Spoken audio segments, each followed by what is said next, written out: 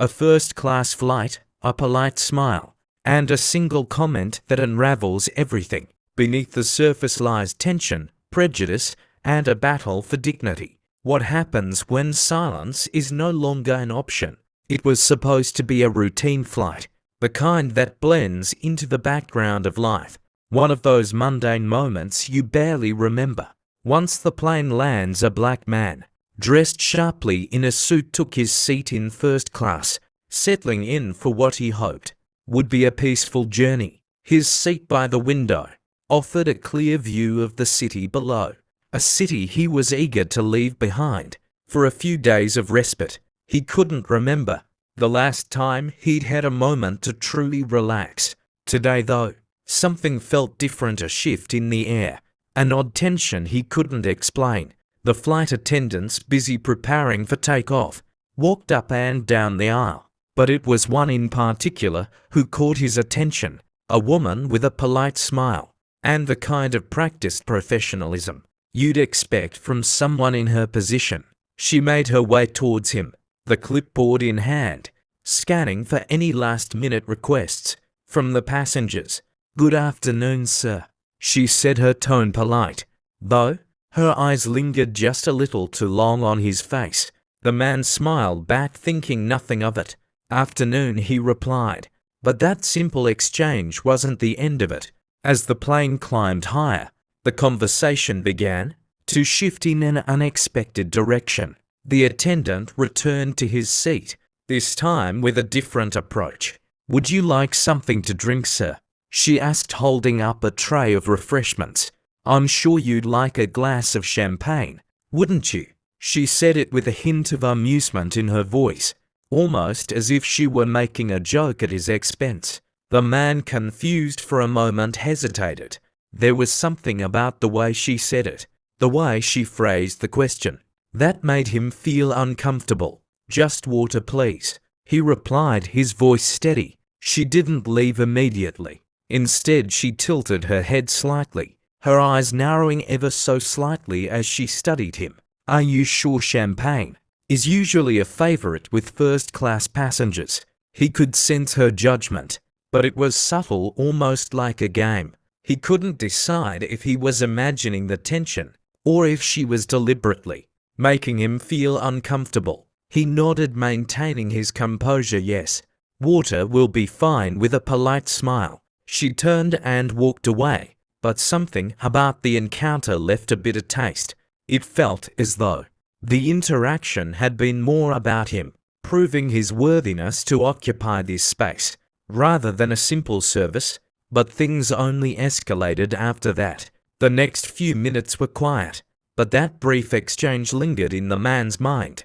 He tried to dismiss it, telling himself it was nothing more than an awkward interaction. He focused instead on the view outside the window, the sprawling city far below, as the plane glided through the clouds. But the uneasy feeling wouldn't shake. His thoughts drifted back to the flight attendant, to her strange behavior, the way she had scrutinized him.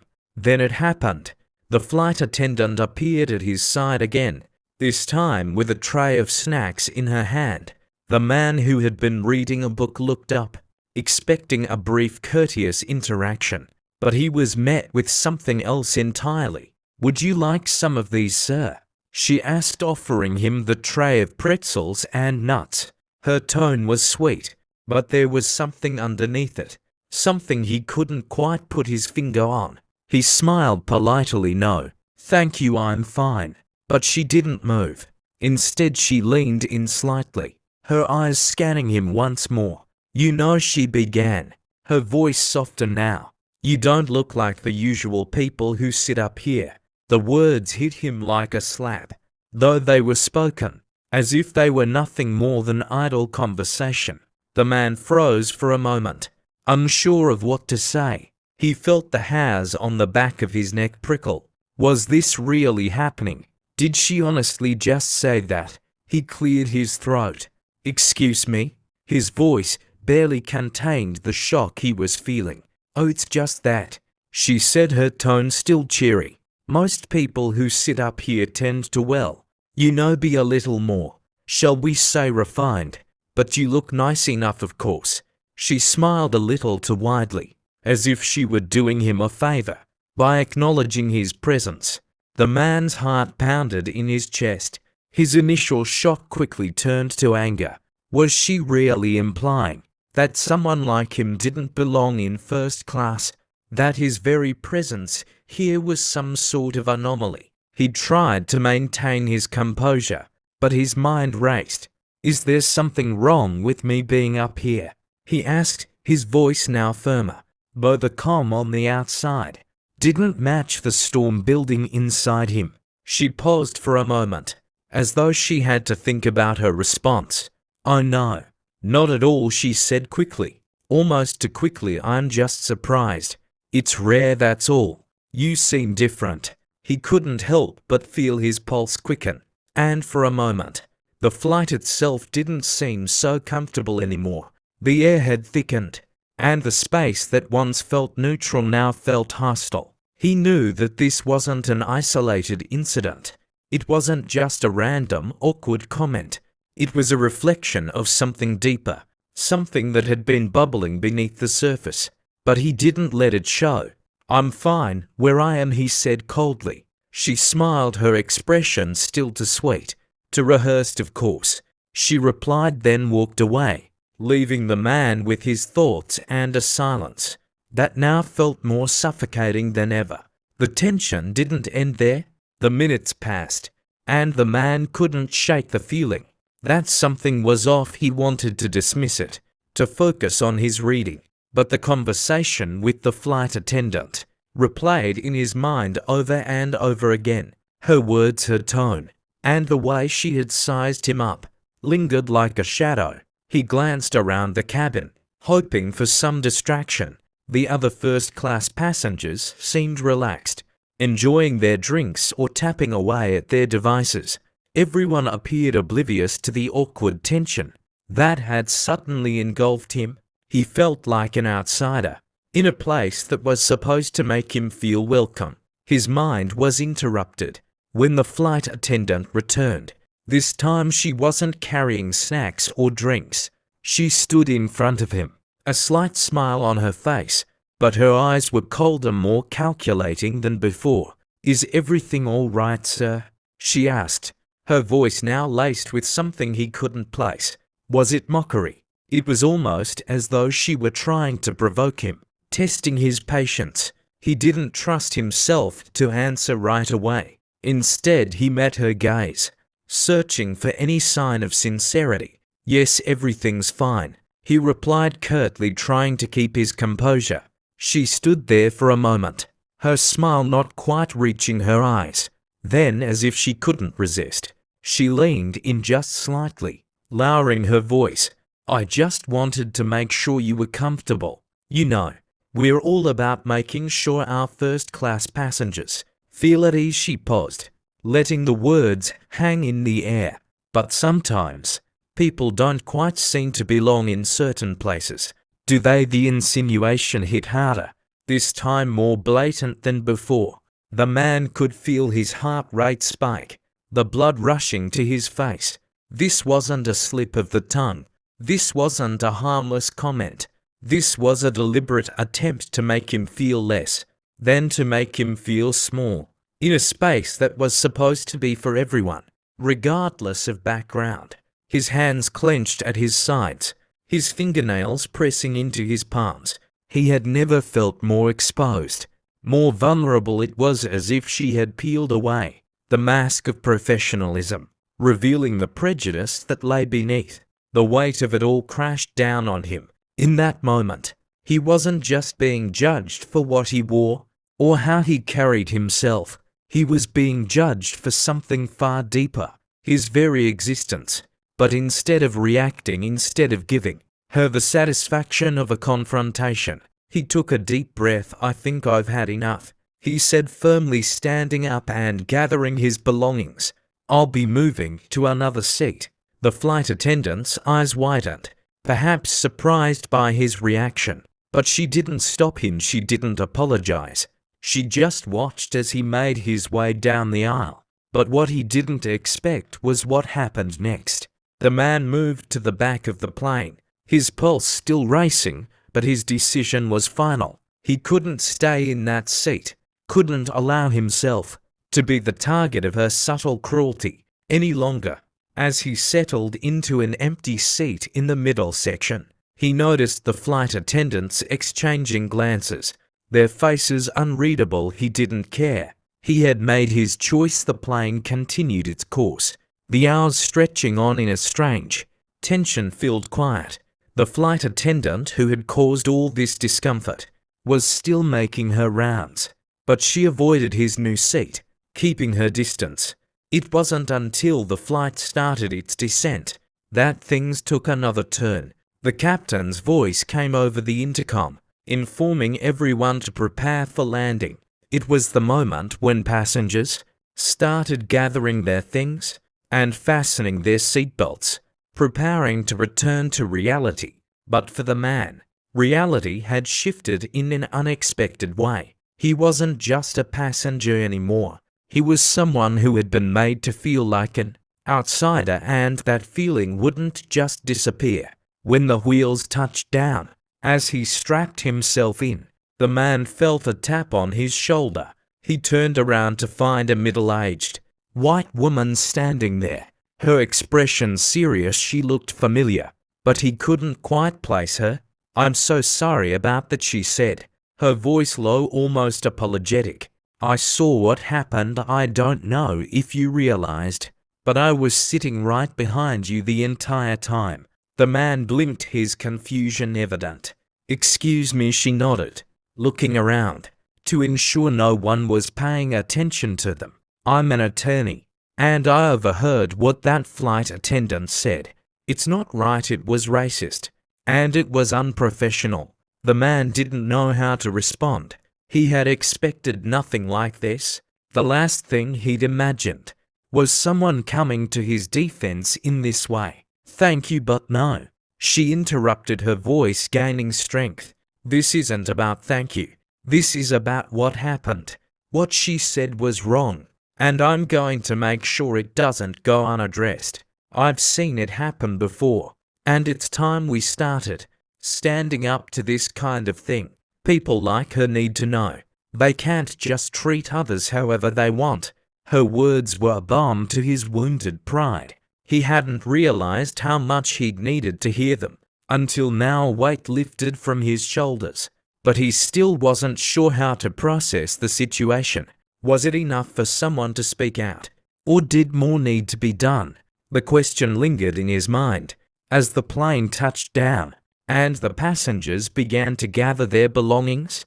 The attorney pulled out her phone, making a few quick notes before turning to the man again. "I'll make sure you're not ignored. This kind of treatment deserves attention." He nodded, his thoughts swirling. The flight might be over, but for him, this moment wasn't something that would just disappear. When the wheels hit the ground, it was a reminder that prejudice didn't just live in the shadows. It was everywhere, even in the places we thought were free from such things. But what happened after the flight would shock everyone. The man left the plane with a heavy heart, but a small glimmer of hope. The conversation with the attorney had given him something. He didn't expect validation. It was a small victory in the face of something much larger still. The discomfort from the flight wasn't going to disappear overnight. He had been insulted, degraded, and made to feel like he didn't belong in a place that should have treated him with respect. When he reached the baggage claim area, he couldn't shake the feeling of unease. The attorney had promised to do something about it, but would it be enough? Was this really going to make a difference? Or would it fade into one more story of someone speaking up and being ignored? But his thoughts were interrupted when his phone buzzed. It was a message from an unknown number. "Mr. Davis, this is Samantha Green. I'm the attorney you spoke with on the flight. I've contacted the airline, and they've agreed to look into the incident. They've already started an internal investigation. I will be representing you if you decide to take legal action. Please let me know if you're ready to move forward." His heart skipped a beat. This was more than just an apology or an acknowledgement. This was real. The airline was taking this seriously. He had been heard, and things were moving faster than he expected. It didn't take long for the investigation to gain traction. The flight attendant's behavior was examined, and the company's response was swift. Within days, the man found himself in a meeting with the airline's legal team, a small but powerful group that seemed intent on making sure this didn't go unnoticed. During the meeting, the legal representatives apologized profusely. They acknowledged the inappropriate conduct of the flight attendant and assured him that steps were being taken to ensure nothing like this would happen again. But he could see right through it. This wasn't just about an apology. It was about making sure the airline didn't lose face. They were scared of the public fallout. They wanted to cover their tracks. Mr. Davis, one of the representatives, said, "We truly regret that this incident occurred, but we believe the matter has been resolved internally. We assure you that the flight attendant has been spoken to and is no longer working on high-class flights." The man, feeling the sting of their words, wasn't satisfied with their response. It wasn't enough to simply remove the flight attendant from his position. The damage had been done, his dignity had been compromised, and the truth was still out there waiting to be exposed. "No," he said, his voice steady but resolute. "This isn't resolved, not for me. You can't just sweep this under the rug." The attorney beside him, Samantha Green, nodded in agreement. "He's right. An apology isn't enough. We need to see accountability and change, not just empty words." The legal team faltered for a moment, clearly unprepared for the resistance. They had expected him to back down, to take the apology and move on. But this wasn't a moment to move on. This was a moment to stand firm. The man's heart swelled with a mix of relief and determination. Maybe he didn't have control over the whole situation, but he wasn't going to let the airline pretend this was just a misunderstanding. But the truth wasn't just about the flight attendant. It was about something much larger. As the investigation into the flight attendant's behavior unfolded, something unexpected began to happen. The story, initially an isolated incident, started to gain traction beyond the walls of the courtroom. Social media buzzed with conversations, blogs posted updates, and news outlets began to pick up the story. The man's experience wasn't just his own. It was resonating with countless others who had dealt with similar discrimination, often in silence. It wasn't long before the hashtag #NotYourSeat began trending. It was a simple but powerful message, one that encapsulated the frustration and anger of those who had been made to feel unwelcome in places where they should have been treated with respect. The man found himself at the center of a movement he hadn't asked for, but one that he was willing to embrace. He started receiving messages from people all over the country, sharing their own stories of discrimination. Some were small, like an awkward comment or a sideways glance. Others were more overt, people being asked to move from their seats, questioned about their presence in certain spaces, treated like they didn't belong because of their race, class, or background. The man, whose name had become synonymous with this quiet but powerful revolution, realized something crucial. He wasn't alone. He had never been alone. But the pressure was mounting as more details of the airline's internal investigation were revealed. It became clear that the company had been trying to bury the incident. They had hoped it would blow over with an apology and a few changes behind the scenes. But the public wasn't buying it. Outcry grew louder. The man's decision to stand up was no longer just a personal one. It was now a symbol of resistance, a call for fairness that echoed across the country. People began demanding accountability, not just from the flight attendant, but from the airline as a whole. The company's reputation was on the line, and they knew it. Their initial handling of the situation had been inadequate, and now they had to answer for it. Days later, the man received a call from the CEO of the airline. He had been prepared for a defensive tone, for excuses and corporate jargon. But to his surprise, the conversation was different. The CEO admitted the company had mishandled the situation and promised concrete changes. The flight attendant would be suspended indefinitely, pending further investigation. The airline would also be implementing mandatory diversity and inclusion training for all employees, starting with the flight crews. The man listened quietly, unsure of what to feel. It wasn't perfect. It wasn't enough to undo what had happened, but it was a start. For the first time since the incident, he felt a sense of power he hadn't felt before. His decision to speak out had sparked a shift, and the echoes of that shift were reverberating across the company, the country, and perhaps even the world. But the true test was yet to come. The days that followed the call from the CEO felt like a whirlwind. The public attention, the online discussions, the media coverage. It was all overwhelming. The man had never asked for any of it, but now he found himself thrust into the spotlight.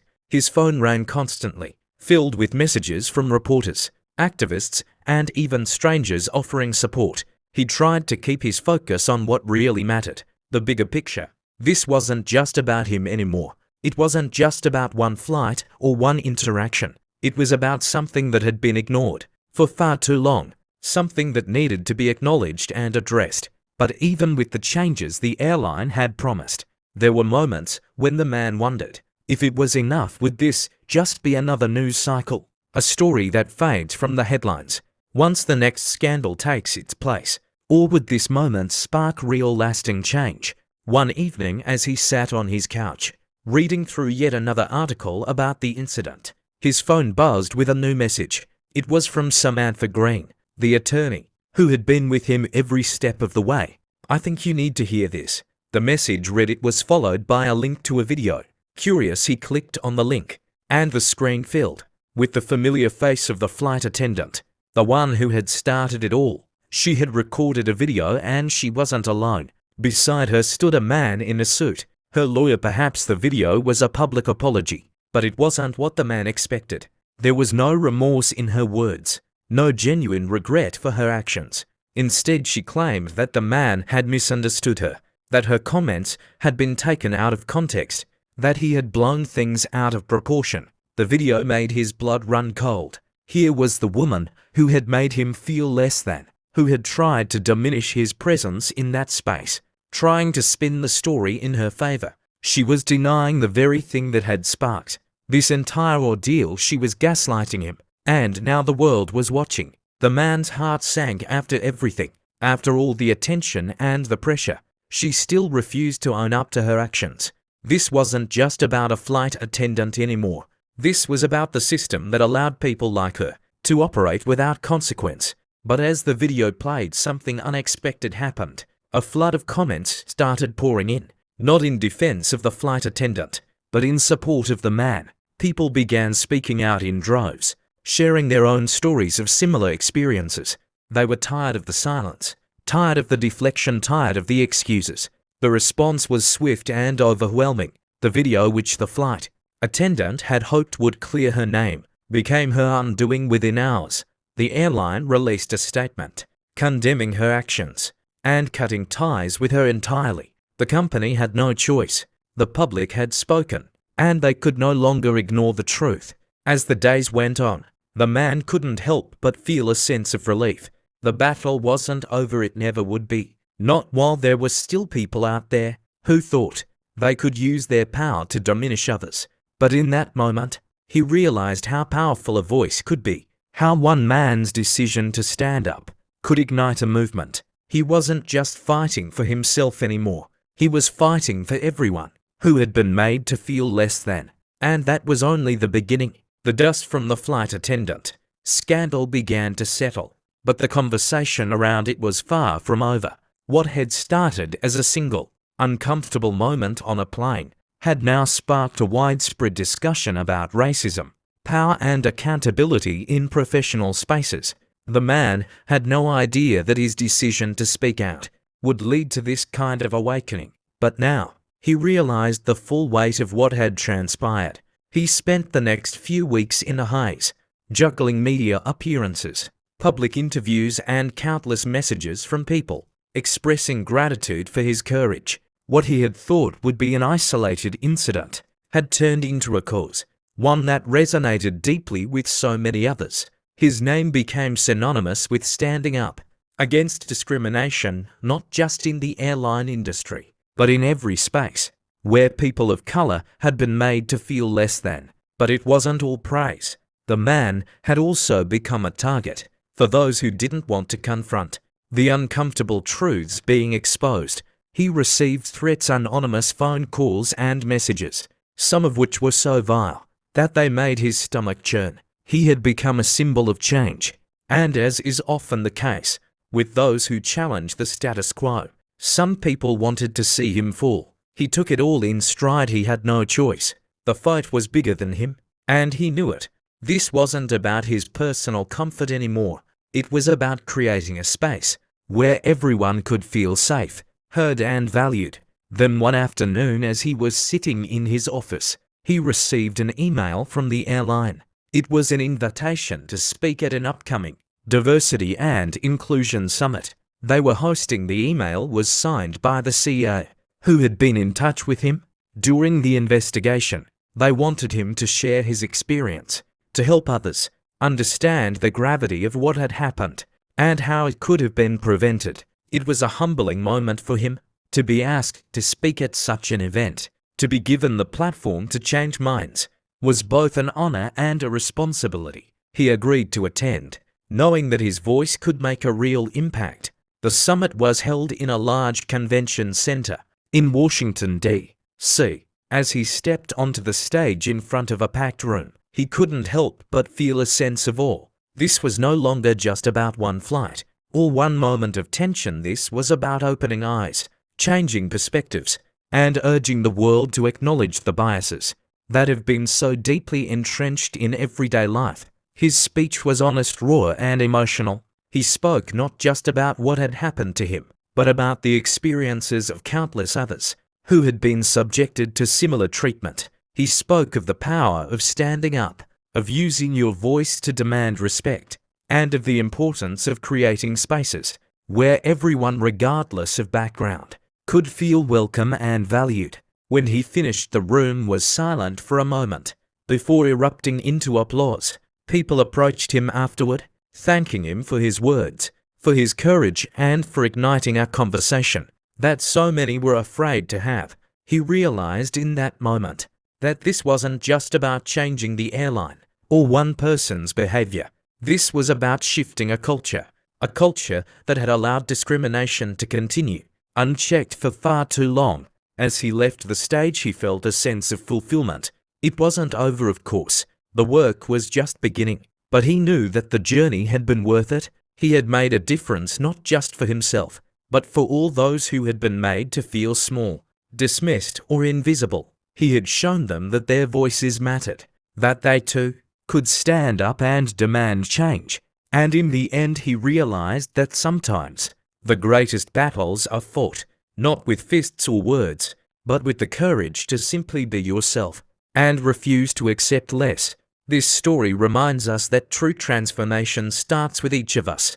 The fight against injustice isn't about a single event or person. It's about all of us joining together for what's right and refusing to let silence speak for us. If you've ever felt excluded or dismissed, know that your voice holds power. It can truly change the world. We have the ability to shape a future where everyone is acknowledged, valued, and treated with dignity. So rise, speak up, and never let anyone make you feel invisible. If this story resonates with you, remember to like, share, and subscribe to our channel.